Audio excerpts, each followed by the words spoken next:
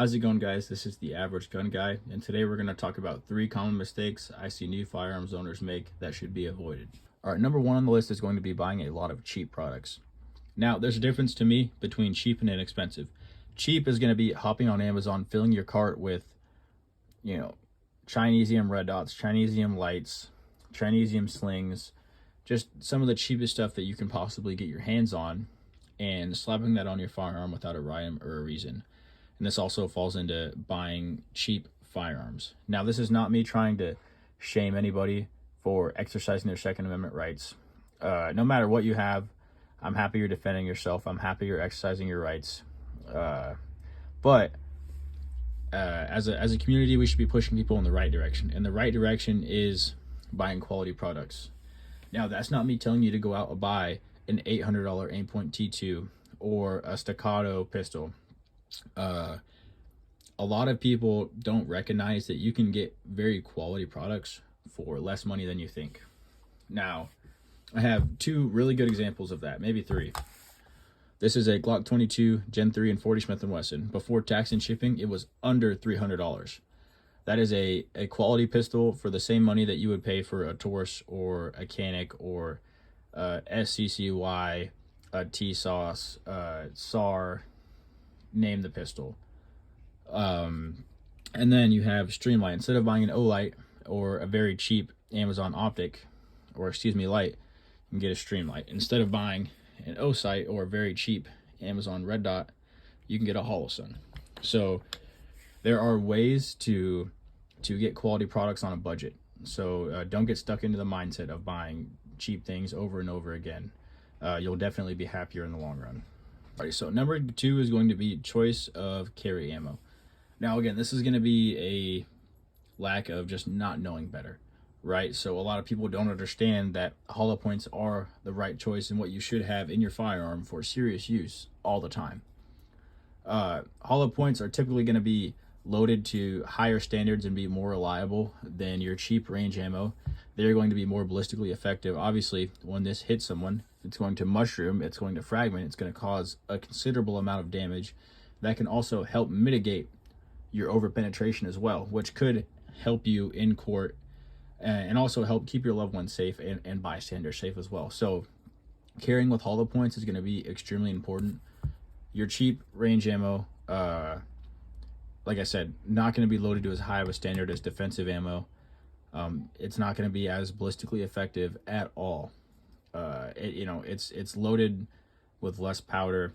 You're not going to have that mushrooming, that fragmenting, creating a wound channel, any of that. So this is for the range. This is for protecting yourself and your loved ones. Another very important thing is to shoot some of your carry ammo. Buy a couple boxes of it, shoot 10 rounds, a full magazine, whatever you can afford, and make sure you understand, number 1, this is going to have considerably more recoil than your cheap range ammo. But number 2, making sure it is reliable in your firearm. Obviously, typically, it's going to be more reliable than your cheap range ammo. However, some guns can be finicky with hollow points, 1911s specifically. So, buy a surplus of carry ammo, rotate it every 6 months to a year, shoot some of it out of your firearm to make sure it is reliable and it feeds properly and that you understand how hot this is, and you'll be all set. Alrighty, so last and certainly not least on the list is going to be not having enough magazines. Now, your firearm is not going to work without magazines. Having a surplus of magazines is extremely important.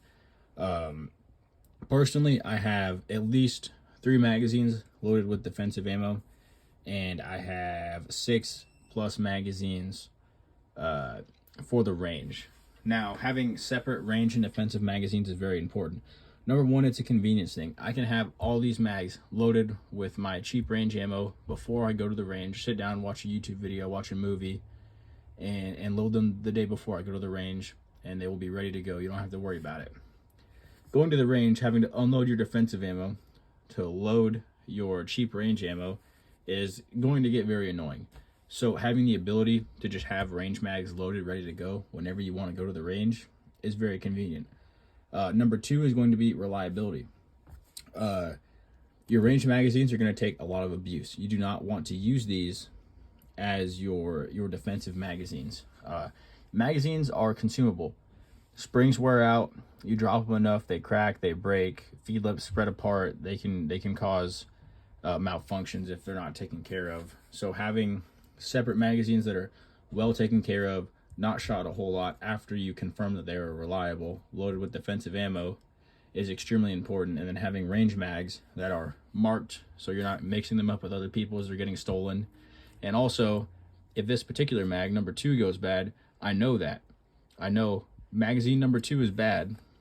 I either need to get rid of it or mark it again, strictly for training purposes and clearing malfunctions, excuse me. So make sure you have a surplus of magazine. Your firearm means absolutely nothing if you don't have enough magazines. Thank you guys for watching this video. If you have any questions, comments, leave it down below. Please consider liking and subscribing, and I'll catch you guys next time.